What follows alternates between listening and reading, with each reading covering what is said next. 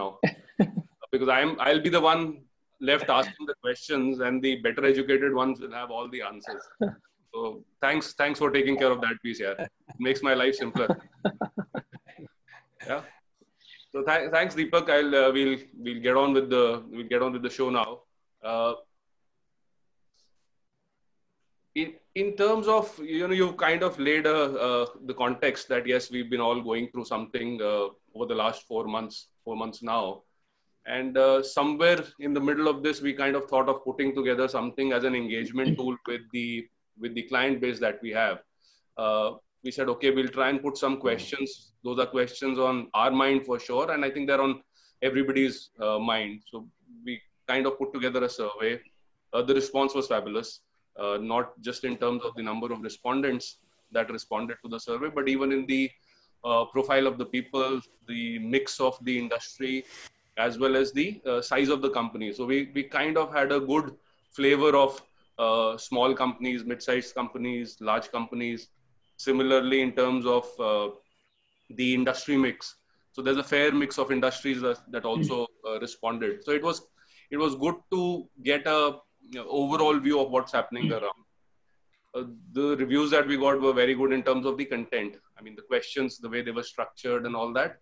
And even better reviews on the way the charts and the presentation were there, the graphics that were kind of used in terms of putting this together.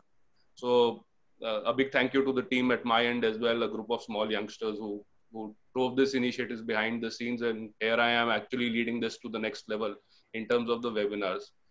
So we have, for the audience, we have a group of webinars planned in terms of the discussions that we're going to have from some very pertinent questions that are in people's mind. The theme is also fine. It's called Reboot. Amongst all of us at this level, amongst me and the panelists, I think as part of our corporate journeys, we've gone through a lot of situations, various scenarios, stress tests done, some critical business challenges. The other thing that has also happened is what comes along with these size of these roles is you go through a lot of trainings as well. Pankaj would vouch for it. INSEAD for one was great leadership in a VUCA world. But at least I can say that for myself, the situation that we are in, I never got close to a case study as well for this one. There was no case study prepared. When we prepare business plans and all, we do stress tests as well. I don't think this was ever a stress test scenario as well. Forget a real life scenario. So we are here right now grappling with the situation. But the good thing is, or I don't know whether the good or the bad thing, cases around 50,000 nowadays. But the fear was much higher when we were 5,000 cases. When you go out on the street, the fear is actually much lesser at 50,000 cases. So that's life for us. Let's get on to the core agenda for today. As Deepak said, it's a very elite panel, handpicked for the diversity and the perspective that they'll bring, people from different industries. The headline for the topic today is response, recovery, and beyond. And we've, not just for us, everybody on the audience side also, we've been overwhelmed with the pandemic. Newspaper is all full of gloom. You have to really find some good news come out in the newspaper. But being the optimistic I am, I clearly see opportunities there. There are challenges for sure, but I clearly see a ray of hope at the end of it. And the light is becoming a bit more brighter as you go deeper into this tunnel. So, and I'm sure everybody is eager to get back to their workplaces, do what they do best, reboot and kind of rebuild. So I'm going to just start. There is no particular order, but I thought, let me start with Shashank. And, I'll tell you the reason also why I chose to start with Shashank. So for people who've looked at the invite, you'll see all of us trying to smile. But there is one gentleman out there who has a very, very infectious smile on the, on the print there. It's like somebody who seems genuinely happy.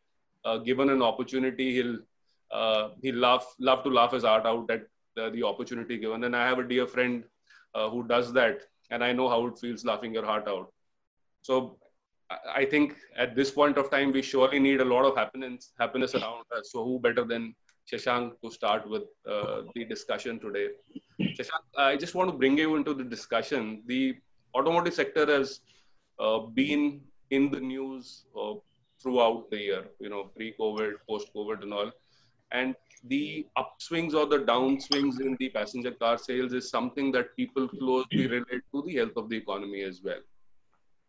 When we reached out to people, a large part on the automotive sector respondents were there, almost 10% of the people.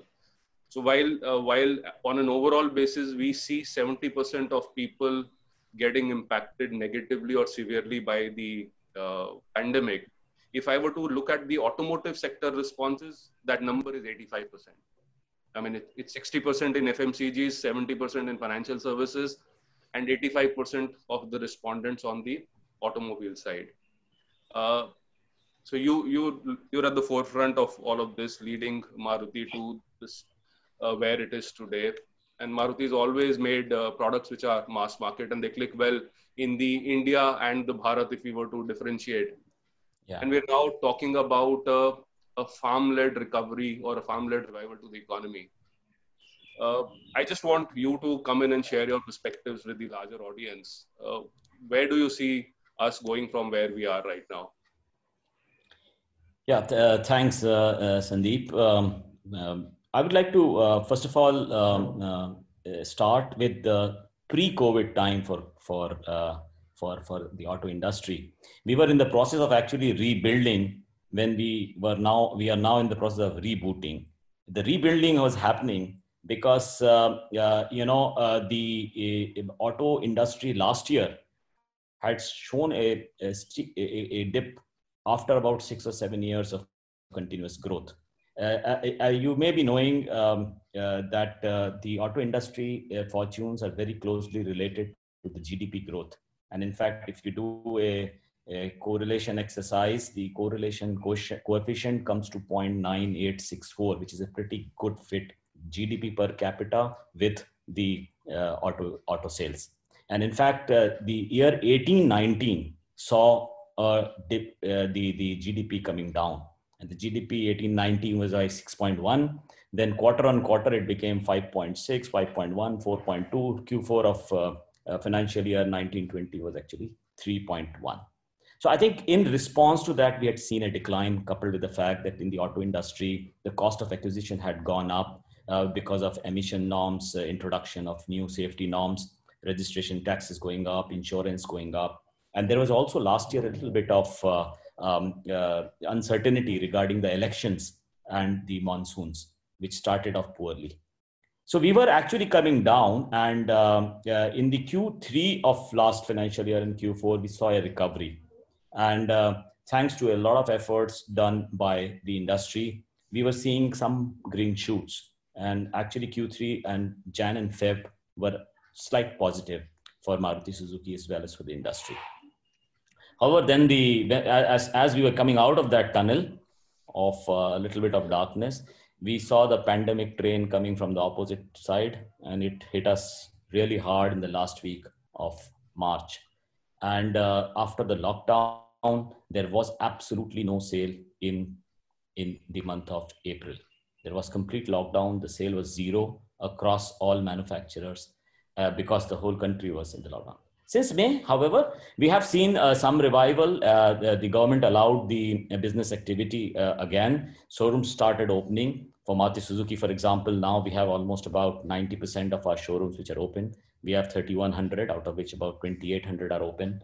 So we saw pleasantly a sort of a quick bounce back, especially as you mentioned in the Bharat and the rural part, in the smaller cities, the bounce back has been much faster.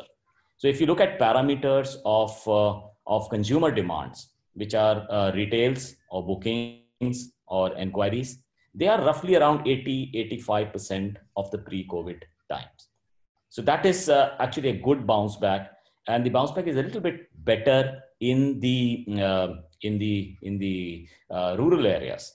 And I think the reason is that we have had a very good Rabi crop It's been a record. It's about 150 million tons that we have had Rabi crop. Even the Kharif sowing has been very good. Monsoon is up. I think about till a couple of days back, it was up about 7%. And the sowing of Kharif has been really good. It's about 20% higher than last year. So with about 800 million hectares of land already under sowing, the normal, remember, is about 1,000 million hectares. I think the sentiment is therefore much positive on the rural front. The reason also is that the COVID hasn't struck rural areas so much. It is the urban areas which have had seen clusters and deeper lockdowns than in the smaller areas. What we find is, of course, going forward, and your question, I think, pertains also what do you look forward, what do you see in the future? I think the bounce back has been good. There has been disruptions in the supply chain side. And so all manufacturers, all OEMs in the auto industry are actually scrambling to increase their production levels. We see future, obviously, the steady state demand will depend on the fundamentals of economy, will also depend on the sentiment. Car purchasing, by the way, is heavily dependent on sentiments, positive sentiments. We have what we could have the vaccine upside, or we could have the virus downside. And that is where the question mark is. So we believe that we're keeping our fingers crossed. The bounce back has been a little better. But we think going forward, it could be the shape of I think one of the panelists, I think Deepak mentioned what will be the shape of the rebound. So will it be a V or a W? There is also a J, of course. Then there is the Nike swoosh, where you have a small dip and then you have a steady growth. You could also have a U. You could have a L also, as some doomsdayers are predicting. So it falls down dramatically, stays at a low level. That's a L. You also have, of course, a bathtub recovery, where it falls down, stays a little bit low for some time, and then climbs up back again. So what will be the shape, a V or a W or a L or a J or a bathtub or a Nike, is really something which we need to debate. And I was thinking that while we have used almost all the alphabets, maybe in line with the Atmanirbhar thing, you can talk about the Varnamala of Hindi, and maybe you can even look at whether, if somebody is to ask me about the Hindi Varnamala, I would say it will be a La, which is it comes down and then bounces back again. And future depends on which, whether you see a COVID upside or a COVID downside. Thanks, Shashank. I think, yeah. In fact, on that point, I was actually discussing with my son. He was saying, kids come with a different perspective. I was saying the shape of the recovery curve is N. So it's like, and then he came up with the stupid thing, Papa, when N gets tired, he'll become a Z also and he'll lie down. So that is on the shape of the recovery curve. Everybody has a view. And, now you bring your trademark smile back on the screen. How do you manage that? Which one? The smile? Yes, or the laughter. No, I think everybody smiles. Everybody has his moments of happiness and also moments of where you have to be deeper in thought, surely. So I take the pressures. So that's one way of... I'm sure people in Maruti would be feeling happier with you around. Thank you so much. Yeah. Okay, thanks for that perspective.